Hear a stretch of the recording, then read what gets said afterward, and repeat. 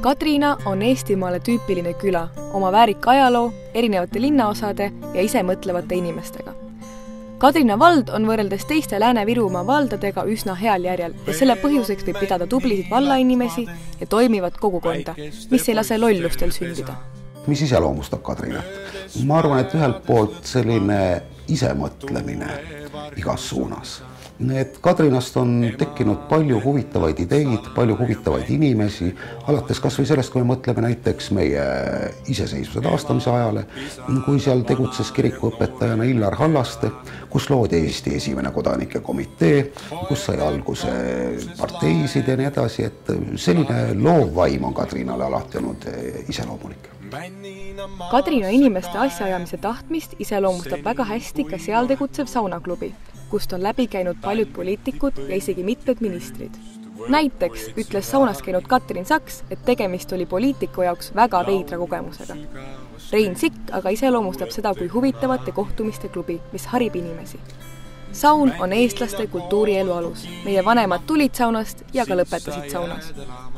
Mina ükskord jõudsin Kadrinasse aastal 1984. Käisin tükk aega saunas ja mulle tundus, et külarahva poliitiline meelsus on nagu natukene primitiivne. Kõik, mis on seotud poliitikaga, on paha, halb, kõik, kes on Riigikogus, on rumalad ja lollid. Ja ma mõtlesin natukene seda asja muuta, näitata, et tegelikult on ju poliitikas ka läbi lõige meie kogu elust nagu. Ja sai hakatud sauna kutsuma poliitikuid nagu. Saunaklubi kooskäimisest on võrsunud isegi paar seaduse muudatust. Inimesed on öelnud, et kohtumised Kadrina saunas on olnud ausad ja inspireerivad. Eestlastel omast tagasihoidlikkust seal pole. Kõik on ju alasti. Näinud poliitikute kohtumisi kusagil kultuurimajades. Siis need on väga hillitsetud. Lipsukaanu istub ühel pool, rahvas istub saalis, käed ilusti niimoodi kõhu peal ja tahaks küsida nagu ei julge. Aga ütleme, saunas, kus kõik on võrdsed nagu niimoodi oma halastuses, kellelgi pole paremaid lipse, eks ju, paremaid pükse ja võib-olla kui ka natukene õlut rüübatakse, siis räägitakse otse nii, nagu asjad on. Skulptuur sauna kõrval kannab nimetust tilk ja seda iseloomustab omadus kõikide teiste tilkade kombel ükskord merre jõuda.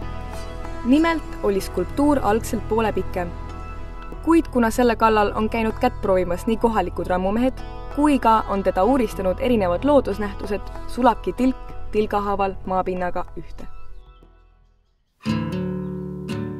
Kadrinas on ka emakeele ausammas, mis püstitati annetustest kogutud rahade toel. Püstitamise idee tuli Rein Sikul pooljuhuslikult nii, et enne kui ta isegi aru sai, olidki skulptorid kirvega asja kallal. Siis oli rong läinud. Ma ise ka ahmisin õhkud, mida ma teinud olen. Kas ma pean nüüd selle ausamba valmis tegema? Ja siis polnudki muud võimalust, kui see samas lihtsalt valmis teha. Tegime rahvusvahelise konkursi, kavandeid tuli tõesti mitmelt poolt maailmast ja siis leiti kivi.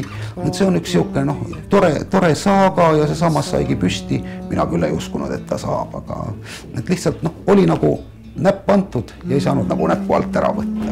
Mitte, et ma oleks unistanud, et nüüd mina tahan endale samba rajada nagu Puškin, eks ju, au samba rajasid ma endale eluaegu.